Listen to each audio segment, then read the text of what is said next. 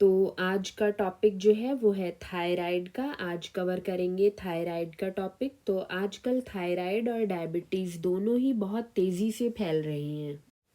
Females में अक्सर thyroid की प्रॉब्लम देखने में आती है एस्ट्रोजन डोमिनेंस की वजह से, क्योंकि ज़्यादा एस्ट्रोजन T4 से T3 का कन्वर्जन ब्लॉक करता है। और अगर आप डायबिटीज़ के पेशेंट हैं तो कुछ सालों बाद बहुत ज़्यादा इम्कान होता है कि आप थायराइड हो जाए, या अगर थायराइड के पेशेंट हैं तो फिर कुछ सालों बाद, मतलब 5-6 सालों बाद आपको बहुत ज़्यादा इम्कान होता है कि डायबिटीज़ हो जाए, क्योंकि बहुत सी बीमारियां एक साथ ही चलती हैं। और कई बार प्रेगनेंसी के दौरान हार्मोन्स जो बदलते हैं उसकी वजह से भी थायराइड हो जाता है। प्रेगनेंसी के दौरान जो थायराइड होता है उसकी वजह होती है एस्ट्रोजन डोमिनेंस, क्योंकि प्रेगनेंसी के दौरान एस्ट्रोजन बढ़ जाता है नेचुरली। तो सबसे पहले थोड़ा सा इसके बारे में जानते हैं कि किस तरह का होता है। तो ये एक तितली की तरह का होता है, जैसे कि आप पिक्चर में देख रहे हैं। ये एक ग्लैंड होता है जो कि थायरॉक्सिन नाम का हार्मोन रिलीज करता है। तो अगर किसी वजह से ये हार्मोन कम रिलीज करता है तो हाइपोथायराइड, और अगर हार्मोन ज़्यादा रिलीज करने लगता है तो हाइपरथायराइड हो जाता है। और दोनों ही टाइप के थायराइड में 80 to 90% हाशिमोतो थायराइड होता है, जो कि एक ऑटो इम्यून कंडीशन है, जहां आपके अपने ही सेल कंफ्यूज होकर, जिसकी की बहुत सारी वजह होती हैं, तो कंफ्यूज होकर अपने ही थायराइड ग्लैंड पर हमला कर देते हैं और उसके सेल को डैमेज करने लगते हैं, जिसकी वजह से ग्लैंड कमज़ोर हो जाता है और ठीक से काम नहीं कर पाता, जिसकी वजह से आपको थायराइड हो जाता है। तो इतने डिस्कशन से हमने दो बातें पकड़ी। एक, एस्ट्रोजन का लेवल सही रखना है, दूसरा ऑटो इम्यून को शांत करना है। बिल्कुल सही थायराइड के फंक्शन के लिए हमारा TSH होना चाहिए 0.45 से 2.5 तक, जबकि ज़्यादातर डॉक्टर्स जो हैं वो मानते हैं 0.4 से 5.0 तक। तो ये रीडिंग्स का जो है ये बहुत ही कंफ्यूजिंग टॉपिक है, और मैं रीडिंग्स पे भरोसा नहीं करती हूँ। हाँ, अगर आपके अंदर सिम्टम्स हैं तो प्रॉब्लम है, और रीडिंग्स गड़बड़ होती हैं तो सिम्टम्स होते भी हैं और कई बार नहीं भी होते हैं। तो रीडिंग्स जो हैं वो इतने मायने नहीं रखती हैं जितने कि सिम्टम्स मायने रखते हैं। तो अगर आपके अंदर सिम्टम्स हैं तो प्रॉब्लम है, और कई बार ये भी देखा गया है कि लोग दवा ले रहे हैं और उनको सभी सिम्टम्स हैं, मतलब जो दवा लेने से पहले सिम्टम्स थे उसके साथ और ज़्यादा बढ़ भी गए हैं उनके साथ, मतलब दवा लेने के साथ साथ जैसे जैसे पीरियड आगे बढ़ रहा है उनकी प्रॉब्लम्स जो हैं और भी ज़्यादा बढ़ती ही जा रही हैं। और ऐसा भी देखा गया है कि उनके ब्लड टेस्ट में थायराइड में जो TSH की रीडिंग है वो भी बहुत ज़्यादा, मतलब 100 या उससे भी ज़्यादा आ रही है, और काफ़ी टाइम से ऐसा ही है, और वो लोग काफ़ी तकलीफ़ें उठाते हुए जी भी रहे हैं। असल में मैंने जो अपना जर्नी स्टार्ट की मेडिकल नॉलेज हासिल करने की, तो वो थायराइड से ही शुरू हुई थी। तो अब बात निकली ही है तो मैं पूरी अपनी स्टोरी, मुझे ध्यान आ गया है तो बता ही देती हूँ। तो मैं यहाँ पर 2015 में इंडिया से इंग्लैंड आई थी, और यहाँ आते ही मुझे ज़ुकाम की प्रॉब्लम शुरू हो गई थी। असल में मुझे बचपन से ही नज़ला ज़ुकाम बहुत जल्दी हो जाता है, बट वो ठीक हो जाता था। यहाँ पर ठीक ही नहीं हो रहा था। करीब 2 महीने हो गए तो मैंने डॉक्टर के पास गई, उसने सारे टेस्ट कराए, और नेक्स्ट विजिट पर उसने बताया कि आपको थायराइड, हाइपोथायराइड की प्रॉब्लम है, और 25 में माइक्रोग्राम से दवा की शुरुआत कर दी। ज़ुकाम में तो खैर कोई रिलीफ नहीं मिला। 1 महीने बाद फिर टेस्ट कराया तो फिर दवा की डोज बढ़ाकर 50 mg कर दी। फिर 1 महीने बाद टेस्ट कराया तो इस बार 75 mg कर दी। अब की बार जो था, तीसरी बार में मेरा माथा ठनक गया कि कुछ गड़बड़ है, क्योंकि ज़ुकाम तो वहीं था, बट इन 3 महीनों में मुझे दूसरी प्रॉब्लम्स शुरू हो गई थी जो कभी नहीं थी। तो सबसे पहले तो ये दवा खाने के 1 महीने के बाद से ही मेरा वेट अचानक से बढ़ने लगा। असल में मैं हमेशा से ही एक स्लिम लड़की रही हूँ, शादी के टाइम भी मैं स्लिम ही थी और शादी के बाद करीब 9 साल बाद और 2 बच्चे होने के बाद भी मोटी नहीं हुई थी। बस इतने साल में शायद 3-4 किलो का ही फ़र्क पड़ा होगा, कोई ज़्यादा फ़र्क नहीं पड़ा था। जैसे अक्सर शादी के 2-3 साल बाद लड़कियां बहुत ज़्यादा मोटी होने लगती हैं, तो मेरे साथ ये प्रॉब्लम नहीं थी और मैं इस तरफ से हमेशा कॉन्शियस भी बहुत ज़्यादा रहती थी कि जैसे ही लगा ज़रा सा वज़न बढ़ा है तो खाने पीने पर ब्रेक लगा लिया। फिर शादी के बाद मेरा पहला बेटा होने के बाद कोई प्रॉब्लम नहीं थी। फिर दूसरी बेटी हुई, दूसरी डिलीवरी के बाद भी थोड़ा सा वेट बढ़ने लगा था, तो मैं कम खाकर उसे कंट्रोल में ही रखती थी। बट दूसरी बेटी होने के बाद मुझे थोड़ी थोड़ी सी प्रॉब्लम कभी कभी होने लगती थी, जैसे कभी कभी सर में दर्द हो जाता था। तो यही सोचा कि हो सकता है स्ट्रेस की वजह से और नींद पूरी ना होने की वजह से ऐसा हो, क्योंकि मेरे दोनों बच्चों में बहुत कम गैप था। बहुत मतलब बेटा मेरा जो था, बड़ा बेटा, वो कोई 1.5 साल का था तभी मेरी दूसरी वाली जो बेटी थी उसकी पैदाइश हो चुकी थी। तो 2 छोटे बच्चों को सँभालने की वजह से नींद पूरी नहीं हो पाती थी, तो यही ज़हन में आया कि हो सकता है यही वजह हो, इसी वजह से थोड़ी बहुत प्रॉब्लम्स जो हैं वो चल रही हैं। मगर कोई बहुत ज़्यादा ऐसा नहीं था कि बहुत मैं सारे काम अपने करती ही थी। तो मुझे ऐसा लगता है कि ये प्रॉब्लम जो थी थायराइड की, ये मेरी दूसरी डिलीवरी के बाद से थायराइड का लेवल मेरा थोड़ा बढ़ गया था, मुझे ऐसा लगता है। सब कुछ ठीक ही था, पूरी एनर्जी से सारे काम करना, बाकी सब ठीक ही था। मगर जैसे ही थायराइड की दवा शुरू की तो मतलब 4-5 महीनों में ही मेरा वेट 55, मैं यहाँ आई थी तो कोई मेरा वेट 53 या 54 किलो होगा शायद। फिर ये दवा शुरू करने के 4-5 महीने बाद ही मेरा वेट इतने से मतलब 54 या 53 से बढ़कर 70 को क्रॉस कर गया था, 70 के पार चला गया था बहुत, और बढ़ता ही जा रहा था। हालांकि खाती तब भी मैं कम ही थी, इसी वजह से कि वेट बढ़ ही रहा था बहुत ज़्यादा, तो बहुत कम ही खाती थी, मगर उसके बावजूद भी वेट बढ़ता ही जा रहा था। इसके अलावा और दूसरी प्रॉब्लम्स भी शुरू हो गई कि जैसे थोड़ा सा चलो तो सांस फूलने लग रही है, सीढ़ियाँ चढ़ो तो सांस फूल रही है, थकान होने लगी। वरना मैं हमेशा से काम करने में बहुत एकदम हातिम ताई रही हूँ। मैं मतलब उन लोगों में से हूँ जो सुबह से शाम तक खड़े होकर काम कर लेंगे और खूब काम करेंगे लगातार, तो भी मतलब बिल्कुल थकते नहीं हैं, उन लोगों में से थी मैं। मगर अब तो थकान बहुत हो जाती थी, रात में नींद नहीं आती थी, इसके अलावा सुबह उठो तो मुंह सूजा होता था, आवाज़ भारी हो गई थी, अक्सर उल्टियाँ होने लगी थी। जो सिर दर्द 2-3 महीने में या 4 महीने में एक बार होता था, अब 15 दिन में होने लगा। हर हफ्ते बाद या हर हफ्ते में 15 दिन में 2 बार इस तरह से होने लगा। और वो भी इतना तेज़ सर दर्द होता था कि 2 दिन तक बिस्तर पे ही पड़ा रहना पड़ता था, खाना भी रेस्टोरेंट से मंगाना पड़ता था।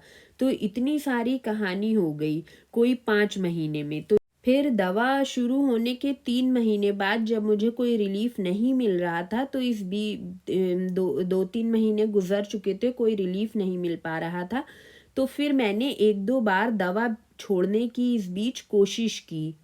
मगर जैसे ही दवा छोड़ने की कोशिश करती थी, मेरी तबीयत पहले से भी और ज़्यादा ख़राब होने लगती थी। ख़ास तौर से मुझे क्या होता था, जब भी दवा छोड़ने की कोशिश करती थी, सांस लेने में बहुत ज़्यादा दिक्कत होने लगती थी। 3 महीने बाद जब मुझे शक हुआ कि इलाज में कुछ गड़बड़ है, तो मैंने इंटरनेट पर सर्च करना शुरू किया और काफ़ी सर्च करने के बाद करीब 1 या 1.5 महीने बाद मुझे इंडिया के एक डॉक्टर हैं, डॉक्टर बिस्वरूप रॉय चौधरी, तो उनकी वीडियोस मैंने देखी और उनकी बताई हुई डाइट को समझकर वही डाइट जो उनकी डाइट जो होती है वो वीगन होती है, तो मैंने वही वीगन डाइट को शुरू किया। तो उस डाइट को शुरू करने के 1 महीने बाद ही मैंने अपनी दवा 50 से 25 माइक्रोग्राम कर दी। और डॉक्टर ने जो 75 सजेस्ट की थी मुझे, क्योंकि तभी खटका हो गया था कि ये डॉक्टर बस बेवकूफ़ ही बना रहा है, तो मैंने डोज अपनी बढ़ाई नहीं थी, 50 ही रहने दी थी। मगर इस बार अब की बार डाइट फॉलो करने के बाद, जैसे जब मैं पहले बिना डाइट के दवा छोड़ने की कोशिश करती थी तो बेचैनी और सांस लेने में तकलीफ होने लगती थी, वो सब कुछ नहीं हुआ। एनर्जी लेवल भी बढ़ा हुआ था और आराम से अपने सारे काम कर रही थी। सूजन भी कम थी, उतनी नहीं थी जितनी पहले हो जाती थी कि सुबह उठो तो एकदम चेहरा जो है पूरा बहुत ज़्यादा बड़ा सा सूजा हुआ लगता था, वो वाली बात नहीं थी। थोड़ा सा वज़न भी कम हुआ था, मगर बहुत थोड़ा ही वज़न कम हो पाया था, ज़्यादा नहीं। तो अभी डाइट शुरू किए हुए कोई ख़ास टाइम ही नहीं हुआ था, 1 ही महीना हुआ था। तो 5 महीने में इतनी 5 महीने जो मैंने दवा खाई थी उसमें करीब मेरा 15-20 किलो तक वज़न बढ़ गया था। तो वेट में तो उतना ज़्यादा फ़र्क नहीं था, मगर दूसरी चीज़ों में आराम था। अभी 1 ही महीना तो हुआ था डाइट करते हुए। एक बात और बताना मैं भूल गई कि मेरा इन 5 महीनों में जब मैंने दवा खाई थी, मेरा पीरियड जो था वो भी इर्रेगुलर हो गया, जो प्रॉब्लम मुझे कभी भी दवा खाने से पहले नहीं हुई थी। हमेशा नॉर्मल 28 डेज़ का ही पीरियड होता था। तो ये डाइट स्टार्ट करने से तो ये डाइट जो थी इसे स्टार्ट करने के बाद से 1-2 महीने बाद ही मेरा पीरियड जो था वो भी रेगुलर हो गया, और मैं इसी वीगन डाइट पर जमी रही, और इसी वीगन डाइट को फॉलो करते हुए मैंने इस तरह से किया कि हर महीने मैं अपनी दवा को हाफ करती गई, मतलब 50 mg जो खा रही थी फर्स्ट मंथ के बाद, मैंने पहले महीने डाइट फॉलो करने के बाद 25 माइक्रोग्राम कर दी, उसके 1 महीने बाद उससे भी आधी, और उसके 1 महीने बाद उससे भी आधी करके फिर मैंने कोई 3-4 महीने मुझे लगे, और इस तरह से मैंने पूरी तरह से दवा से अपना पीछा छुड़ा लिया। मुझे ये तो नहीं मालूम था कि मेरी रीडिंग्स कितनी हैं, क्योंकि इन 3-4 महीनों में मैंने अपना कोई टेस्ट नहीं कराया था, मगर हाँ मुझे कोई भी प्रॉब्लम्स नहीं थी जो कि दवा खाने के बाद से मुझे स्टार्ट हो गई थी, जैसे सांस फूलना और तरह की प्रॉब्लम्स। वेट भी थोड़ा सा कम ही हुआ था, सूजन भी बहुत कम हो गई थी, तो मुझे आराम बहुत था। फिर मैं दोबारा डॉक्टर के पास गई भी नहीं, ना ही टेस्ट कराया मैंने कोई। तो आराम से मैं अपना जैसे पहले अपने काम करती थी, सब इजीली मैं अपना काम कर रही थी। हाँ, डाइट पे मैं वीगन डाइट पे जमी हुई थी। तो कोई 1 या 2 साल बाद मैंने सोचा चलो टेस्ट कराते हैं, तो मेरा TSH जो था वो करीब 1-2 साल बाद मैंने चेक कराया तो 9 आया था, बट मुझे तब भी कोई प्रॉब्लम नहीं थी। सब कुछ उसी तरह से सेटल हो गया था जैसे कि दवा खाने से पहले था। मगर हाँ, वेट में कोई ख़ास इतना फ़र्क नहीं पड़ा था, करीब 75 मेरा हो गया था लगभग। तो किया तो नहीं था मैंने वेट, लेकिन मतलब मुझे लगता है मेरा क्योंकि काफ़ी ज़्यादा बढ़ गया था, तो 75 तो हो गई। तो 75 से घटकर 67 या 68 इसी पर मेरा वेट जो था बना हुआ था, इससे कम नहीं हो रहा था। तो इस तरह से दवा छोड़ने के बाद 2 साल बाद एक बार फिर से मुझे प्रेगनेंसी मेरी हो गई, थर्ड टाइम। और जब रूटीन टेस्ट कराने के लिए गई तो 3 महीने बाद तो TSH बढ़ा हुआ ही था, कोई 12 होगा शायद। तो डॉक्टर ने मेडिसिन जो थी वही लीवोथायरॉक्सिन फिर से मुझे प्रिस्क्राइब कर दी कि खाना है ये दवा, बट मैंने नहीं खाई, क्योंकि मुझे इस मेडिसिन के साइड इफ़ेक्ट्स का पता चल चुका था। असल में तो मैं डॉक्टर्स के चक्कर में भी ज़्यादा नहीं पड़ती हूँ, मगर यहाँ तो ज़रूरी है क्योंकि इलाज फ्री है, और इन कंट्रीज़ में तो ज़बरदस्ती बिना आपकी मर्ज़ी के भी पीछे पड़ जाते हैं, स्पेशली अगर आप प्रेग्नेंट हैं तो। और जितनी एहतियात के नाम पर इलाज करते हैं उतने ही बीमार बच्चे पैदा होते हैं। प्रेग्नेंट औरतें जो होती हैं पेप्सी कोला पीती रहें, वो डॉक्टर मना नहीं करेंगे, बस इलाज के नाम पर दवाएं खिलाए जाएंगे। तो मेरा TSH पूरी प्रेगनेंसी बढ़ा ही रहा। शायद 7वें या 8वें महीने में जब टेस्ट हुआ था तो TSH मेरा कोई 28 या 30 था, और डॉक्टर्स ने तो कह दिया था कि बच्चा ऐसा हो जाएगा वैसा हो जाएगा। हालांकि सब कुछ सही ही था, क्योंकि रेगुलर जो अल्ट्रासाउंड होते हैं वो भी हो रहे थे, उसमें कोई भी प्रॉब्लम बच्चे में नहीं दिखाई दे रही थी। तो प्रेगनेंसी का पीरियड आराम से ही गुजर गया। बस हाँ, एक ही प्रॉब्लम बनी रही थी नज़ला ज़ुकाम की, वो मुझे पूरी प्रेगनेंसी बनी ही रही, कभी कम कभी ज़्यादा। तो सब कुछ ठीक था और सब कुछ सही था, कोई प्रॉब्लम नहीं हुई और बच्चा पूरे टाइम का इजी नॉर्मल डिलीवरी से हुआ, क्योंकि मैंने पूरी प्रेगनेंसी वीगन डाइट ही फॉलो की थी। तो वीगन डाइट में जो गलती करते हैं लोग, वो मैंने भी करी कि फ्रूट्स बहुत ज़्यादा खाए मैंने, जिससे कि मुझे इंसुलिन रेजिस्टेंस की प्रॉब्लम हो गई। तो क्योंकि मैंने फ्रूट्स बहुत ज़्यादा, वीगन लोग यही करते हैं, सब्ज़ी इतनी नहीं खा पाते हैं, फिर टाइमिंग का भी कुछ ऐसा उस टाइम मालूम भी नहीं था मुझे कि शाम में नहीं खाना चाहिए कच्चे फ्रूट्स या सलाद टाइप की चीज़ें। तो मैं, क्योंकि जब भी मैं ग्रेन अगर थोड़ा सा भी खा लेती थी तो मेरा शुगर लेवल बहुत ज़्यादा, करीब 250-300 तक पहुंच जाता था। तो उसको एक रेंज में रखना ज़रूरी था। इसलिए मैंने बिल्कुल ही ग्रेन वगैरह बिल्कुल ही नहीं खाया, बस कभी कभार थोड़ी दाल पी ली इस टाइप से, और ज़्यादातर मैं फ्रूट्स या फिर सलाद पर ही रहती थी। उसमें भी फ्रूट्स बहुत ज़्यादा, करीब 1.5-2 किलो तक भी शायद खा जाती होंगी मैं दिन भर में। और इसी वजह से, इतने ज़्यादा फ्रूट्स खाने की वजह से मेरा जो था इंसुलिन हाई की प्रॉब्लम मुझे बनी हुई थी। किसी तरह से मैं उसको मैनेज किए हुए थी बस। पूरी प्रेगनेंसी के दौरान मैंने वीगन डाइट ही फॉलो की, और प्रेगनेंसी के दौरान और बाद के 2 साल जब मैंने दूध पिलाया बच्ची को, तो उसमें उन 2 सालों तक भी मैंने वीगन डाइट ही फॉलो की, और उसका नतीजा ये रहा कि मेरा इंसुलिन की मुझे प्रॉब्लम जो थी वो बनी ही रही, क्योंकि हर टाइम फ्रूट्स या फिर सैलड ही खाती थी ज़्यादातर, बिना टाइम की परवाह किए हुए। तो दूध भी उतना नहीं बन पाता था जितना पहले 2 बच्चों में बनता था, मगर बच्ची का काम चल ही जाता था, मतलब उसका पूरा चलता गया, उसको इतना बस हो जाता था कि उसका पेट भर जाता था। तो कोई 1.25 साल तक तो मैंने अपना ही दूध दिया, उसके बाद फिर मुझे दूध कम पड़ने लगा था और बच्ची बेटी की मतलब नीड ज़्यादा थी, तो फिर मुझे फार्मूले का सहारा लेना पड़ा, मैंने फार्मूला दिया उसको। लेकिन हाँ, मैं उसे डेयरी फ्री वाला फार्मूला देती थी, जो स्पेशली नियोकेट मिल्क आता है, वो दिया मैंने उसको।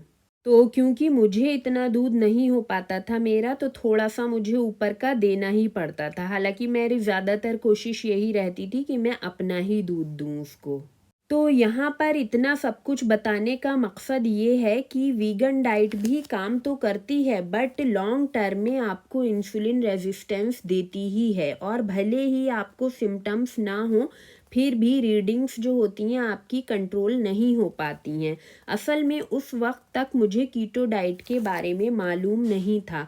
फिर बस एक दिन ऐसे ही डॉक्टर बर्ग की वीडियो देखी तो थोड़ा सा कुछ समझ में आया, फिर उनके दूसरे वीडियोस देखे और कुछ टाइम रिसर्च की कीटो डाइट के बारे में, और फिर ये वीडियो बनाने से 1-1.5 साल पहले मैंने कीटो डाइट शुरू की, फास्टिंग के साथ, वही डाइट प्लान जो मैं आपको बता चुकी हूँ। और 3-4 महीने में मेरा वेट जो था वो घटता बढ़ता ही रहा, होते होते आज कोई 1.5 साल बाद मेरा वेट 67 से 59 पर पहुँच गया है।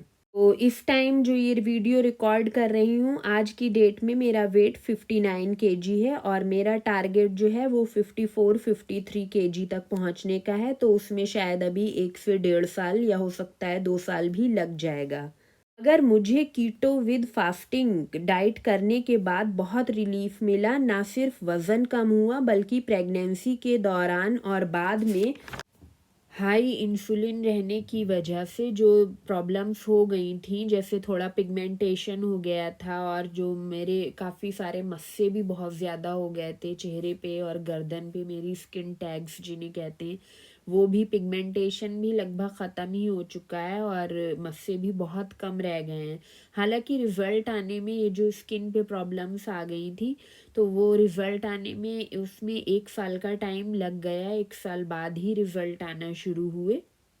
लेकिन हाँ, अब काफ़ी हद तक सब कुछ रिज़ॉल्व हो ही चुका है, और इसके साथ फ़ील बहुत अच्छा होता है। ये डाइट जो होती है, इसमें आपको बहुत अच्छा महसूस होता है, आपको बॉडी से भी रिलीफ मिलता है और आपका माइंड बहुत क्लियर रहता है जब आप कीटो डाइट करते हो, स्पेशली विद फास्टिंग, जब आप ऐसी डाइट करते हो तो। असल में वीगन डाइट में फ्रूट्स ज़्यादा लेने की वजह से हाई इंसुलिन की प्रॉब्लम बनी ही रहती है। उसके अलावा रात में सनसेट के बाद रॉ फ्रूट्स और वेजिटेबल्स वाटर रिटेंशन और म्यूकस बनाते हैं, तो मोटापा भी कम नहीं हो पाता है, पेट आगे ही रहता है और पूरा न्यूट्रिशन भी नहीं मिल पाता है। फ़ायदे बस यही होता है कि गेहूं और दूध जो छोड़ने की वजह से जो फ़ायदा होता है वही हो पाता है। तो गेहूं और दूध छोड़ने की वजह से जो काफ़ी सिम्टम्स होते हैं ऑटो इम्यून के ख़ास तौर पे, वो जो होते हैं उनमें रिलीफ मिल जाती है। तो इस तरह की वीगन डाइट करने की वजह से मेरा जो इंसुलिन लेवल काफ़ी ज़्यादा हाई रहने लगा था, वो कीटो और फास्टिंग करते ही इंसुलिन जो था मेरा कंट्रोल में आने लगा, और सभी प्रॉब्लम्स जो स्किन और वेट की थी वो भी धीरे धीरे कम होने लगी। इसके अलावा वीगन डाइट वालों को ब्लोटिंग और गैस की प्रॉब्लम बनी ही रहती है, क्योंकि गट का पीएच बैलेंस नहीं होता है, क्योंकि एसिड प्रॉपर नहीं बनता है। तो वो प्रॉब्लम भी कीटो और फास्टिंग के बाद ख़त्म हो गई। और उनका सही से बाइल भी नहीं बन पाता है, क्योंकि एनिमल फैट वैसे ही नहीं लेते हैं वीगन वाले, पका हुआ बहुत कम खाते हैं। और अगर वेजिटेरियन भी फैट लेते हैं वेजिटेरियन लोग, तो वो एनिमल फैट नहीं लेते हैं, सीड वाला फैट लेते हैं और सीड ऑयल लेते हैं। तो सीड ऑयल जो होता है वो अपने आप में बहुत बड़ी प्रॉब्लम होता है, इन्फ्लेमेशन करना, इंसुलिन की प्रॉब्लम बहुत ज़्यादा उससे प्रॉब्लम्स होती हैं।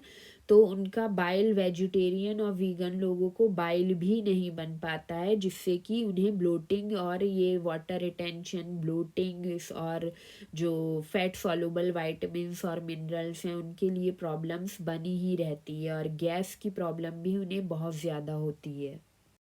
तो मेरी काफ़ी सारी प्रॉब्लम्स जो थी वो कीटो और फास्टिंग के बाद ख़त्म हो गई, और अभी भी रिसर्च जारी है। मेरी शुरू में जो मैंने डाइट बताई थी उसमें थोड़ी कमियां थी, जैसे कि फर्मेंटेड फूड और प्रोबायोटिक्स जो मैंने पहले डाइट्स में बता रखे हैं, मैंने जो डाइट प्लान दिया है उसमें भी बताया है मैंने, तो वो अब मैं मना करती हूँ, क्योंकि ये चीज़ें बहुत बुरी, अचार टाइप की चीज़ें खट्टी जो होती हैं वो बहुत ज़्यादा बुरी तरीके से रिएक्ट भी करती हैं बहुत से लोगों को, मतलब काफ़ी मेजॉरिटी में लोगों को रिएक्ट करती हैं, और उन्हें पता भी नहीं चलता है, क्योंकि वो उसे बहुत अच्छा समझ के खाती हैं, क्योंकि उसका गुणगान बहुत ज़्यादा है प्रोबायोटिक्स वगैरह का।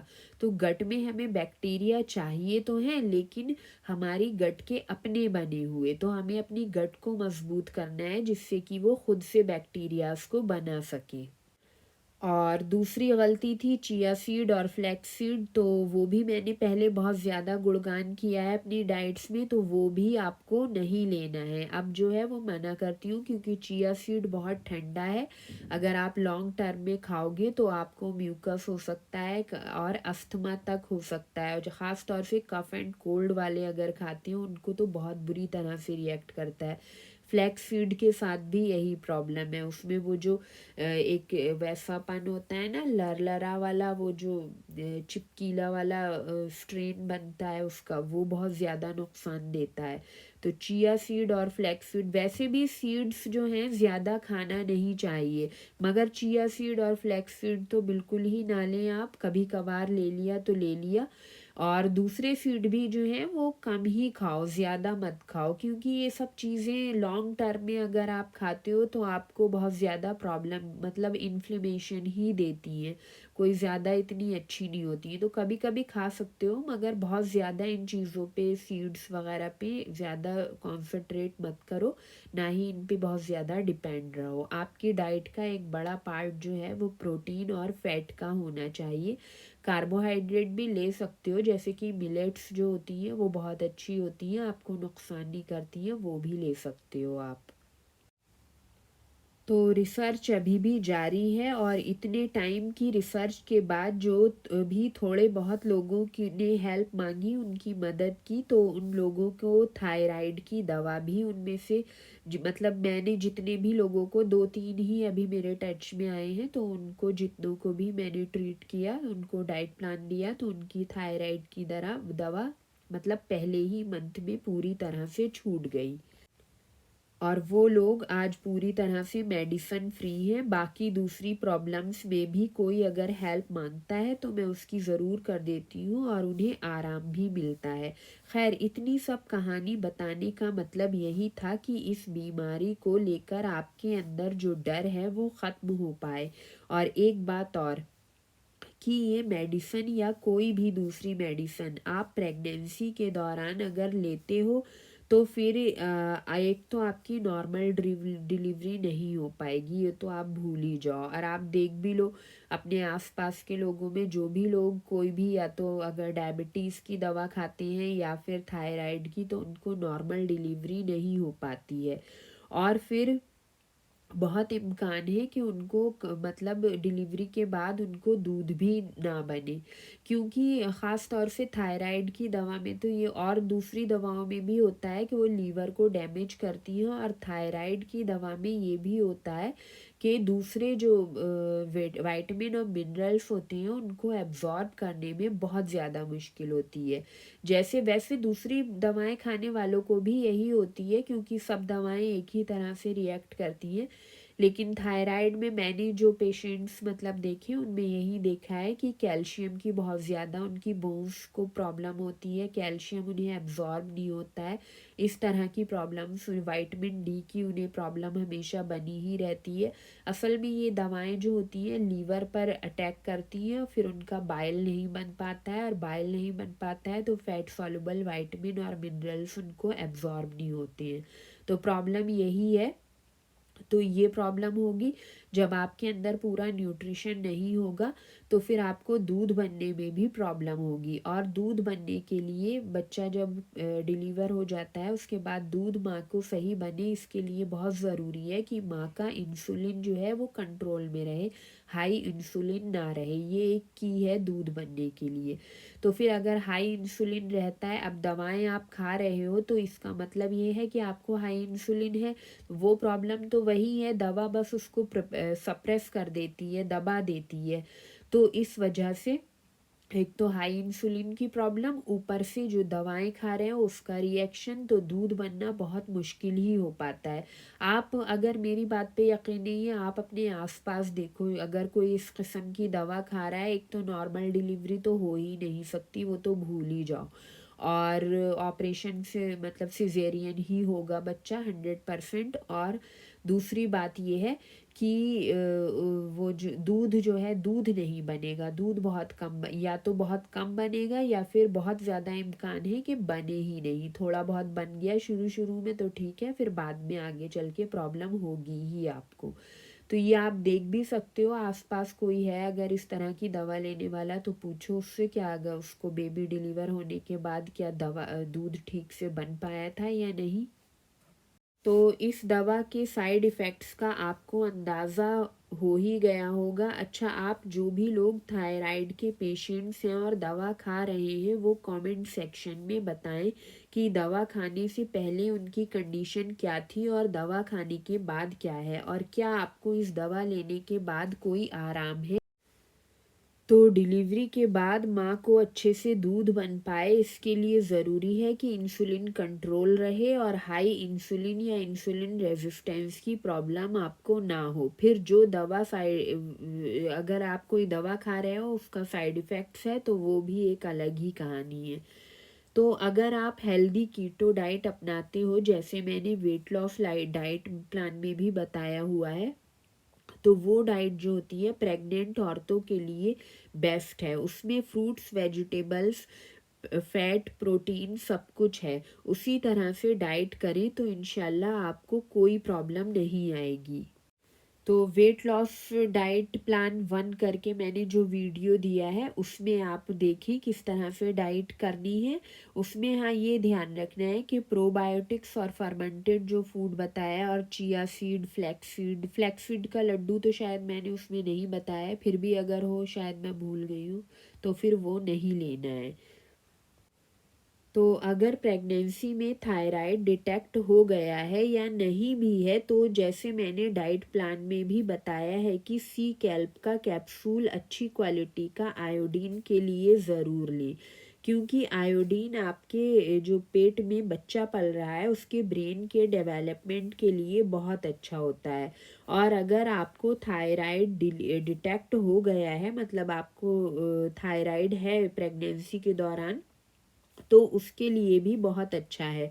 उसके अलावा सेलेनियम के लिए रेड मीट और थोड़ा सा ऑर्गन मीट ज़रूर खाएं, और एनिमल फैट जो कि आपके हार्मोन्स को बनाने में मदद करेगा। उसके अलावा दोपहर में खाने से पहले कभी ग्रीन जूस और कभी सैलड ले सकते हैं, मगर ग्रीन जूस में बेरीज नहीं डालनी है बल्कि थोड़ा सा नींबू डालना है। उसके अलावा गेहूं और दूध बिल्कुल भी नहीं लें, कोशिश करें ना के बराबर ही लें, मतलब दूध तो बिल्कुल ही ना लें प्रेगनेंसी के दौरान। ख़ासतौर से प्रेगनेंसी में दूध पीने से बच्चे को ऑटिज़म होने का ख़तरा बहुत रहता है, क्योंकि दूध जो होता है बहुत बुरी तरह से रिएक्ट करता है। दूध वैसे भी नहीं पीना चाहिए। हाँ, कम दूध वाली चाय ले सकते हैं, इतना ही कर लोगे अगर प्रेगनेंसी के दौरान, तो इंशाल्लाह कोई कॉम्प्लिकेशन नहीं आएगी, और बहुत इम्कान है कि आपकी रीडिंग्स भी TSH की प्रेगनेंसी के दौरान सही रहें।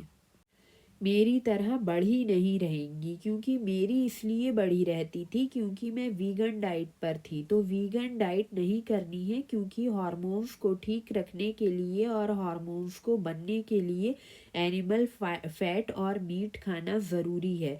और प्रेगनेंसी के दौरान प्रोटीन मेटाबॉलिज्म को बढ़ाने के लिए जैसे एक्स्ट्रा उपाय जो मैंने बताए हैं, जैसे कच्चा पपीता, पाइनएप्पल वगैरह, ये ना खाएं, क्योंकि कभी कभी हो सकता है क्योंकि ये चीज़ें प्रोटीन मेटाबॉलिज्म को बहुत ज़्यादा इम्प्रूव करती हैं। तो फिर इस तरह के जो मैंने प्रोटीन मेटाबॉलिज्म में प्रोटीन को डाइजेस्ट करने के लिए अलग से उपाय बताए हैं वो ना करें, थोड़ी सी एहतियात रखें, क्योंकि रिस्क लेने से कोई फ़ायदा नहीं है।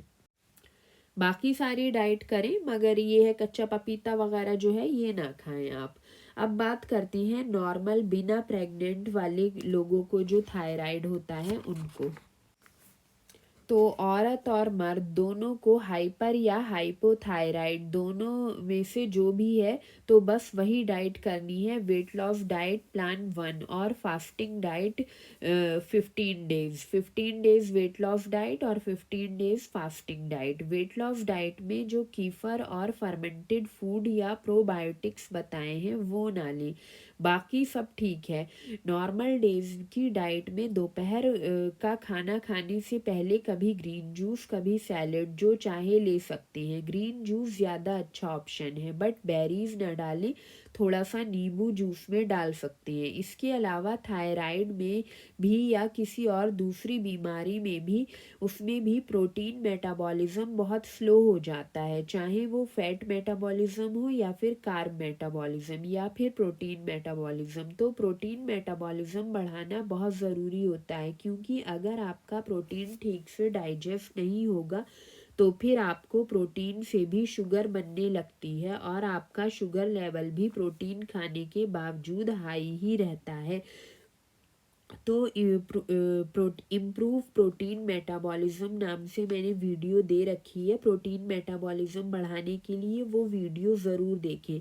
इसके अलावा गेहूं और दूध से पूरी तरह परहेज़ करें, क्योंकि ज़्यादातर थायराइड में ऑटो इम्यून प्रॉब्लम होती है। तो गेहूं और दूध का प्रोटीन जो होता है वो ऑटो इम्यून कंडीशंस को और भी ज़्यादा बिगाड़ता है, एक तरह से ट्रिगर का ही काम करता है ऑटो इम्यून के लिए। तो गेहूं और दूध से पूरी तरह से परहेज ही करना है, इन दोनों चीज़ों से आप दूर ही रहें। हाँ, कम दूध वाली चाय ज़रूर ले सकते हैं। और डाइट शुरू करने से पहले अपना TSH टेस्ट कराएं और अपनी सिम्टम्स पर भी नज़र रखें। डाइट करने के 1 महीने बाद अपना TSH फिर से टेस्ट कराएं, कम ही आएगा, क्योंकि मैं कई लोगों में रिज़ल्ट देख चुकी हूँ। तो अपनी दवा जो है वो हर महीने आधी कर दें, और इस तरह से हर महीने आधी आधी करके 3-4 महीने में दवा पूरी तरह छोड़ दें। दूसरी दवाएं अगर चल रही हैं तो उनसे भी अपना पीछा छुड़ाएं, तभी आप पूरी तरह से ठीक हो पाओगे। और अपने सिम्टम्स पर भी गौर करो कि पहले जो हालत थी अब उसमें इम्प्रूवमेंट है या नहीं, चाहे तो बीच बीच में टेस्ट कराते रहें तसल्ली के लिए। हालांकि मैं अपने टेस्ट नहीं कराती हूँ, मैं सिम्टम्स को ही अहमियत देती हूँ। सिम्टम्स में रिलीफ मिल रहा है मतलब आप एनर्जी लेवल जो है वो आपका पहले ज़्यादा बढ़ा हुआ है, बाल कम झड़ रहे हैं, दूसरी जो आपको प्रॉब्लम्स थी उसमें रिलीफ है, तो बस सब कुछ ठीक ही है, इसी रास्ते पर चलते रहो। अच्छा, हाइपोथायराइड वालों को वेट की प्रॉब्लम होती है, वज़न उनका काफ़ी ज़्यादा होता है, तो वेट धीरे धीरे ही जाएगा। अगर 90 से 100 किलो के बीच हो आप, तो 55 तक आने में आपको 4 से 5 साल तक का टाइम लग सकता है, वरना 3 साल तो मान ही लो आप हर हाल में। वो भी तब जबकि आप रेगुलर फास्टिंग और डाइट कर लोगे। अगर 70-80 में हो तो भी 2-3 साल आपको लग सकते हैं 55 तक पहुंचने में। शुरू के कुछ महीने में 10-20 केजी जल्दी चला जाएगा, उसके बाद धीरे धीरे ही फ्लक्चुएशन के साथ जाएगा, मतलब कभी घटेगा कभी बढ़ेगा। 60 तक पहुंच जाओगे तो कुछ महीनों के लिए घटना रुक भी सकता है, क्योंकि अब आपके पास घटाने के लिए बहुत कम है। तो इस चीज़ से घबराएं नहीं, सही तरीक़ा यही है वज़न कम करने का। तो फास्टिंग किस तरह से करनी है और उसके क्या बेनिफिट्स हैं, उसके लिए फास्टिंग डाइट वाली वीडियो ज़रूर देखें। इसके अलावा ग्लैंड्स के ठीक से काम करने के लिए आयोडीन और एनिमल फैट खाना भी ज़रूरी है, जिससे हार्मोन्स बन सके। तो आयोडीन के लिए सी कैल्प पाउडर भी ले सकते हो आप, और उसका कैप्सूल जो आता है वो भी ले सकते हो। पाउडर अगर ले रहे हो तो बस हाफ टेबल स्पून काफ़ी है, किसी भी चीज़ में आप डाल के ले सकते हो, पानी में घोल के भी पी सकते हो, वरना कैप्सूल ले रहे हो तो ऐसे ही बस कैप्सूल ले लो। फ्रेश मिल सके तो पका, और अगर फ्रेश आपको सी कैल्प मिल जाती है, किसी ऐसी जगह रहते हो कि जहाँ पे फ्रेश अवेलेबल है, तो आप पका कर भी खाने के साथ खा सकते हो। एनिमल खाना जो है अपना, वो एनिमल फैट या चर्बी में ही बनाएं। इसके अलावा एक दूसरी बात पे जो ध्यान देना है वो ये है कि आपको यहाँ भी इंसुलिन कंट्रोल करना होगा, क्योंकि थायराइड की जड़ में भी इंसुलिन ही होता है। तो हाई इंसुलिन जो है किस तरह से सभी बीमारियों की जड़ है, ये जानने के लिए डायबिटीज़ क्यों और कैसे वीडियो ज़रूर देखें। इसके अलावा थायराइड में भी आपको अपने किडनी, लीवर और गाल ब्लैडर की हेल्थ पर ध्यान देना ज़रूरी है, क्योंकि आपका T4 से T3 में कन्वर्जन 80% लीवर और 20% किडनी में होता है, और गाल ब्लैडर में आपका फैट ब्रेक होता है, जिससे आपको फैट सॉल्युबल वाइटमिन्स मिल पाते हैं, जो कि थायराइड की हेल्थ के लिए बहुत अच्छे होते हैं। तो ये 3 वीडियो ज़रूर देखें, तीनों मैंने बना रखी है इस टॉपिक पे, किडनी, लीवर और गाल ब्लैडर पे।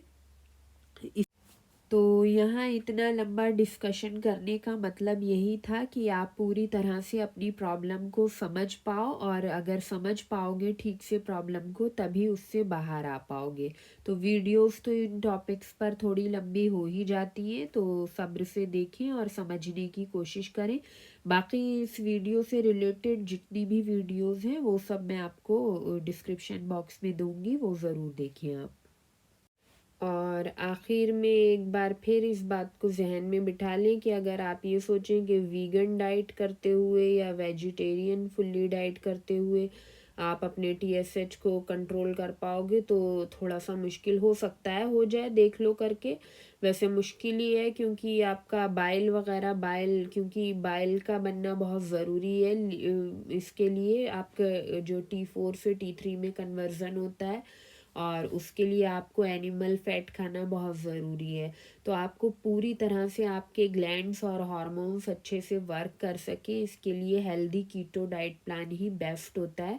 तो आप वही उसी पर कॉन्सेंट्रेट करें। वेजिटेरियन या वीगन डाइट कोई एक अच्छी लॉन्ग टर्म में अच्छे रिजल्ट देने वाली डाइट नहीं है।